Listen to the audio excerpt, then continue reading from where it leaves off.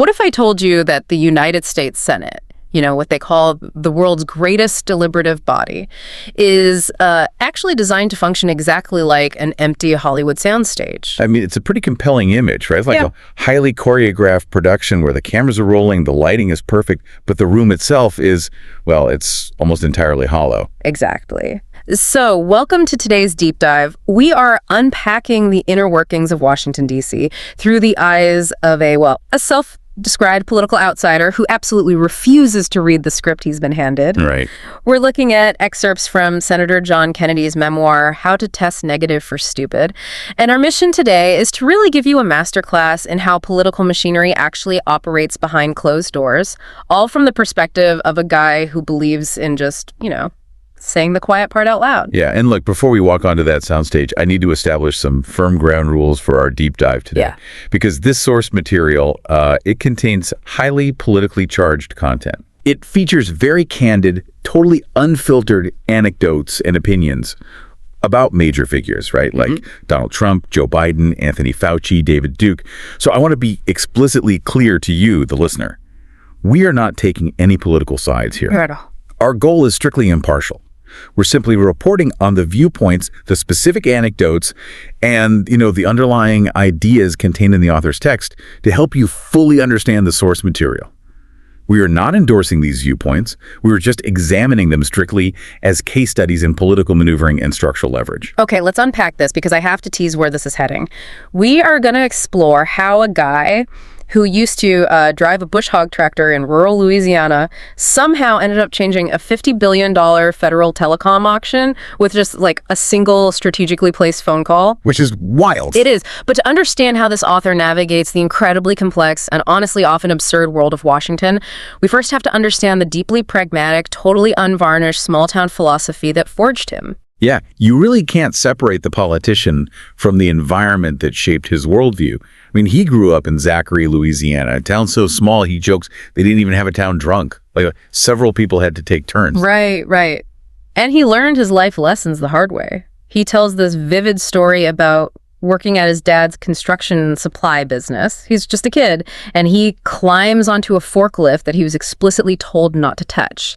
And he immediately rams the steel prongs straight through the metal wall of the warehouse. Oh, wow. Just straight through the wall. Right through it. He thought he was getting fired. But the foreman didn't even yell. He just made him go stack lumber by hand in the sweltering heat.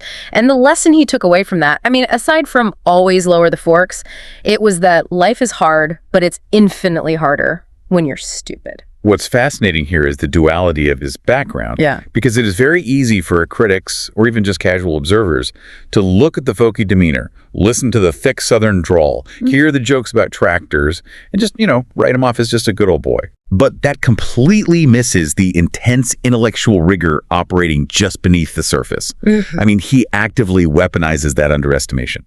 I'm so glad you brought that up because I have to push back on that whole country lawyer stereotype immediately.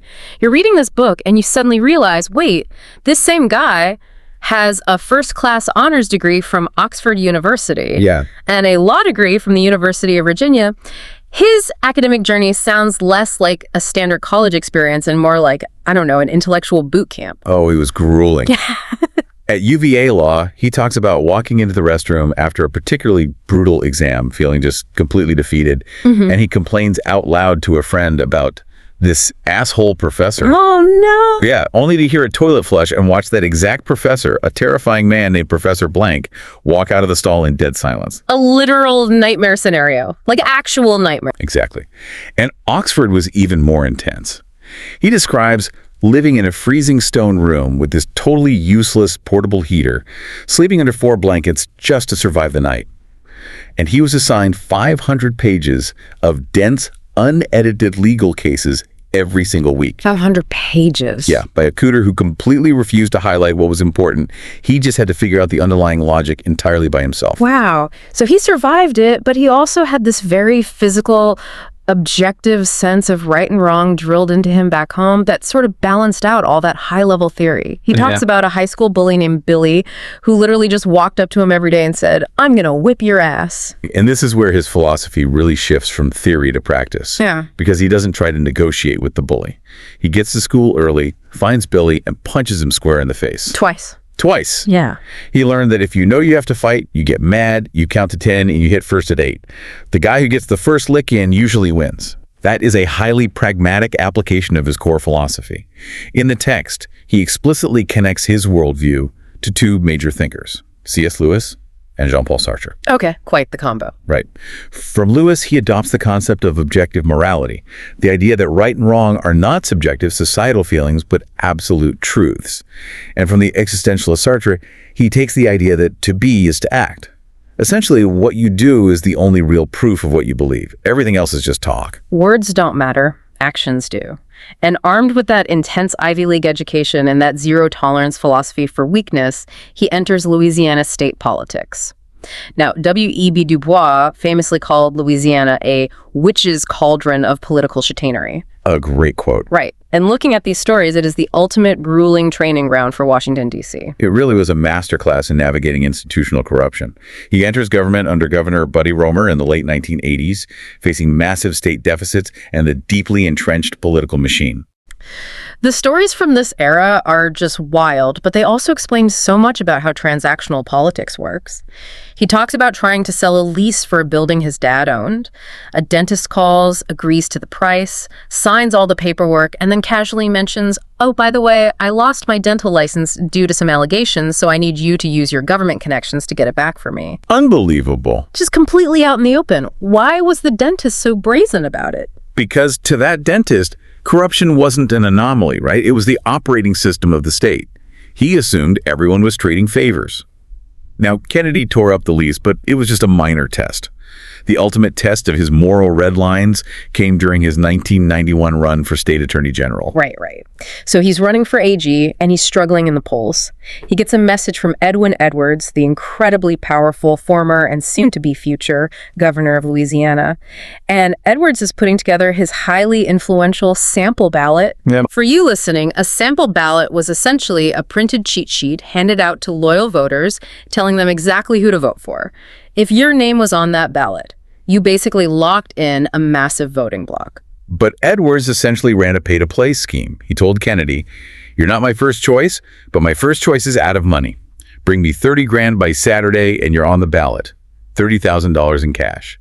Wait, Edwards is running a shakedown right out in the open. How does a system like that even function legally without the FBI stepping in immediately? Well, I mean, the FBI eventually did catch up with Edwin Edwards years later. But at the time, it was an accepted cost of doing business in Louisiana politics.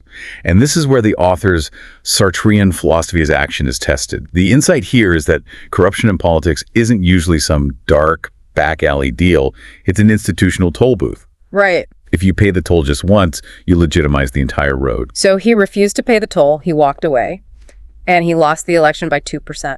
He admits he hated losing, but he realized that if he paid that bribe, he was validating the exact corrupt system he was claiming to fight. You can't turn the other cheek to the wolves, but you also can't join the pack. And this confrontational approach, it extended to the legislature itself. There's this story about a state senator he calls Senator Meathead, who was constantly threatening him and trying to subpoena his office documents out of pure spite. So applying his hit first at 8 rule, the author decides to confront the bully directly.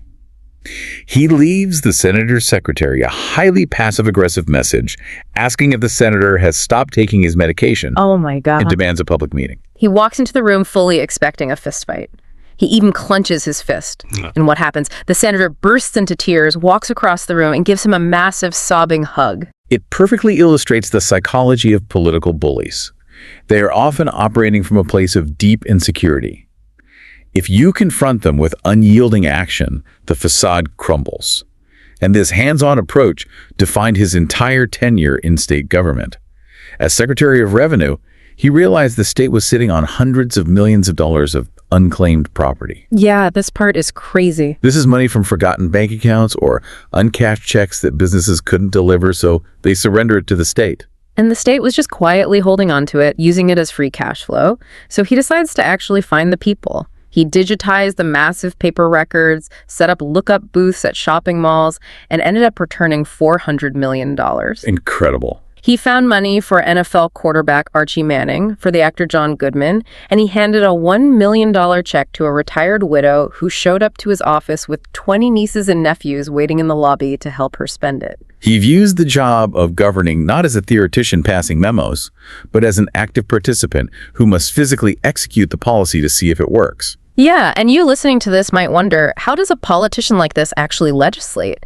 Because he doesn't just sit in a committee room. I mean, he volunteered as a substitute teacher in public middle schools to understand why the education system was failing. He wanted to see the reality behind the education policy, and he found a massive disconnect between the abstract theories being debated in the Capitol and the ground reality. The reality was absolute chaos. He's trying to teach chemistry with no lesson plan. The roof of the lab is literally leaking rainwater onto the tables. Kids are yelling, "Yo, mama!" by throwing their voices across the room. Yeah. He realized that lawmakers were debating standardized testing while teachers were fighting daily battles for basic survival and infrastructure. But the most intense clash between abstract policy and ground reality happened during the aftermath of Hurricane Katrina in 2005. The author, serving as state treasurer, drives down to New Orleans as people are actively being pulled off flooded roofs by helicopters. And he immediately runs headfirst into the absurdity of federal bureaucracy. FEMA had a strict rule: no pets allowed on the rescue buses. If you look at this from the perspective of a bureaucrat in a dry office in Washington, a no pets rule makes logical, logistical sense, right? Human life is the priority, space is limited, and animals add unpredictability. Right. But on the ground, in a disaster zone, it is unconscionably cruel. People who had just lost their homes and cars were refusing to get on the buses because they wouldn't abandon their dogs to drown. It lacks basic common sense. So what does he do? He stands at the door of the bus, takes the dogs from the evacuees himself, writes down their contact info, and promises to keep the dogs safe. By the end of the day, he has dozens of dogs tied to whatever he could find. Wow. And one panicked dog starts running around dragging a lawn chair, and a state trooper actually draws his weapon, preparing to shoot the dog to maintain order. The author steps right up to the trooper and says, "If you shoot that dog, it's your ass." It is a profound disdain for inflexible rules. I mean, he is willing to threaten law enforcement to protect the vulnerable from a bureaucratic system that has completely lost its humanity. Here's where it gets really interesting, because this Katrina experience permanently sours him on federal bureaucracy. So when he is elected to the United States Senate, he arrives with a hyper-pragmatic, zero-tolerance mindset, and the culture shock is just massive. The contrast is jarring. He refuses to play the role of the glamorous Washington elite. He lives in a tiny, overpriced apartment furnished by the Salvation Army. His dining table is literally his desk. And he is horrified by the fake decorum. He calls the Capitol a place full of self-absorbed X-class presidents who would unplug your life support just to charge their cell phones. Ouch. Right. He quickly realizes that the Senate chamber is essentially an empty soundstage. Yeah. Senators just stand in front of an empty room reading monotone scripts written by their staff, solely so a camera can clip it for C-SPAN and send it back to their local news stations. If we connect this to the bigger picture, the author is exposing the systemic, intentional dysfunction of the legislative branch. The Senate was famously designed to move slowly. I mean, George Washington called it the cooling saucer for hot legislation. Right. But the author argues it is frozen completely. Because of the filibuster rule, which effectively acts as a pressure release valve requiring 60 votes to pass almost anything, actual legislating is incredibly rare. So instead, senators introduce messaging bills that they know have zero chance of passing purely as a performative act for their voters. It is entirely performative, and the rules themselves are bizarre. You are only allowed to drink milk and water on the Senate floor. Why milk? Nobody knows. It's just tradition for the sake of tradition. Yeah. And he refuses to play along with this clubby atmosphere.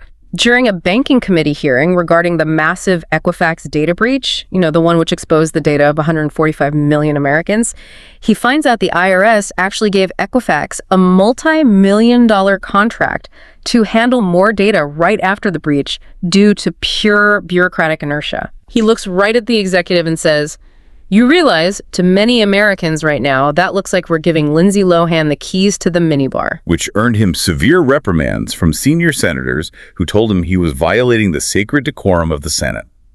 But the decorum is fake. Because behind closed doors, at the private Republican luncheons, the polite facade completely drops. He recounts watching Senator Tom Cotton and the late John McCain get into a heated argument over foreign policy. McCain loses his temper and yells, "Fuck you, Cotton." Wow. And Cotton, without missing a beat, yells back, "Fuck you too, McCain, just fuck you." And that was the end of the debate. It highlights his view that the public face of Washington is a highly choreographed illusion, while the private reality is ruthless. He extends this critique to the legacy media as well, particularly regarding the Russia collusion narrative early in the Trump administration. He views the media not as objective reporters, but as active partisan combatants. Oh, he pulls no punches there. But he also knows how to spar with them on their own turf. At the prestigious Gridiron Dinner, which is basically a roast with the top journalists and politicians, he looks out at Chuck Todd from NBC and delivers a punchline, "Where are you from, bitch?" Oh my goodness. And the room actually laughed. Because he understands that Washington, beneath the fake manners, only respects power and audacity. But this performative, slow-walking culture wasn't restricted to the Senate floor. When Kennedy tries to take his action-first philosophy to the executive branch, he runs into two totally different kinds of leadership with Donald Trump and Joe Biden. Right, and he treats the executive branch the exact same way he treats committee witnesses. Think of him like a prosecuting attorney cross-examining a hostile witness. He strips away the DC jargon. We saw this exact tactic before he even got to the Senate during his 2016 debate against David Duke. Duke was trying to rebrand himself for a new political run. And the author refused to let him claim any legitimacy. Every time Duke attacked, the author didn't even use his name. He exclusively referred to him by his federal prison number 123456778. It infuriated Duke and completely derailed him on live television. It's the hit first at 8 strategy applied to verbal debate. And when dealing with President Trump, he found an executive who shared his total disdain for traditional Washington decorum, which led to some incredibly surreal moments. Yes, he recounts a moment the night before his Senate runoff election. Trump flies down to Louisiana for a massive rally. They meet backstage, and Trump is wearing this heavy, sweaty suit. Unprompted, Trump launches into a bizarre story about how he just saw Elon Musk doing jumping jacks, demonstrating it physically. Naturally. Then Trump is taking photos with a long line of dignitaries. He leans over to an aide and asks who the last 20 people are. The aide says, "They're the electors, sir." And Trump, who had literally just won the presidency, looks at him and asks, "What's an elector?" Wow. When the aide explains it's the Electoral College, Trump just brightens up and finishes the photos. It shows the unfiltered, highly unorthodox nature of Trump's operation. But underneath those unusual moments, the author found he could do highly effective business with Trump by bypassing the bureaucracy entirely. The clearest example is the 5G C-band spectrum auction. This is the $50 billion phone call. So for context, the 5G spectrum is essentially invisible federal real estate, right? Radio frequencies in the air that telecom companies need to make your cell phone work. The FCC was about to allow foreign satellite companies who were sitting on these frequencies to privately sell these public airwaves to U.S. telecom companies. It was a classic case of regulatory capture, a backroom deal blessed by the establishment that would have enriched private companies using a public asset. Kennedy realizes the American taxpayers are getting fleeced. He calls Trump directly. Trump answers, listens to the explanation, and asks, "How much money do you think we could get if we auction it?" The author says at least $50 billion. And Trump's reaction is immediate.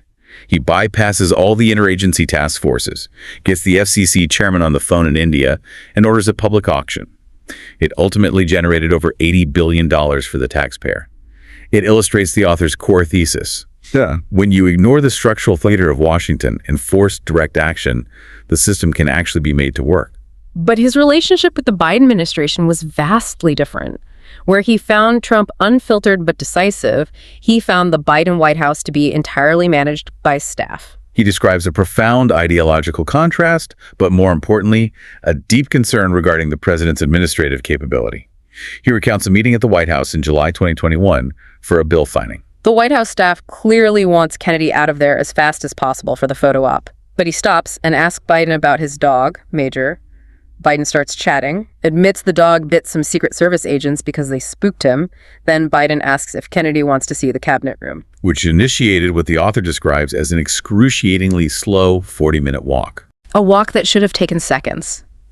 He describes Biden shuffling his feet, grabbing furniture for balance. The staff is panicking, glaring at the author, trying to intervene. The author finally asks if he can see the White House movie theater, and the staff absolutely loses it. They grab the author's arm and aggressively escort him out. He walked away from that meeting convinced that the staff was entirely running the show. And because he believed the staff was running the show, he applied his prosecuting attorney approach to Biden's nominees, exposing what he viewed as the administration's radical leanings. He grilled them relentlessly. When Biden nominated Solovomorova to regulate America's banks, the author noted she had graduated from Moscow State University with a thesis on Marxist revolution and had been part of a communist youth group. He looked right at her on live TV and said, "I don't know whether to call you professor or comrade." He also exposed a federal judicial nominee, Charnel Bielkengren, who couldn't explain what Article 2 of the Constitution does, which is stunning considering Article 2 literally defines the executive powers she would be ruling on as a judge. She ultimately had to withdraw her nomination. And we can't forget his cross-examination of Dr. Anthony Fauci. He pressed Fauci on whether U.S. grant money could have been used by Chinese scientists for gain-of-function research at the Wuhan lab. Just to clarify, gain-of-function is research that intentionally mutates a virus to make it more transmissible to study how it might evolve. Right. Fauci insisted the scientists were trustworthy. But the author essentially forced Fauci to admit on the record that there was absolutely no way to guarantee the Chinese Communist Party hadn't influenced those scientists or misused the funds. He laid bare the immense gap between bureaucratic trust and geopolitical reality. So, what does this all mean?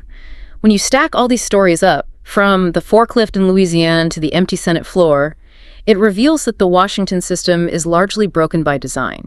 It's built to be a theater of performative outrage. But it also reveals that this broken system can occasionally be short-circuited.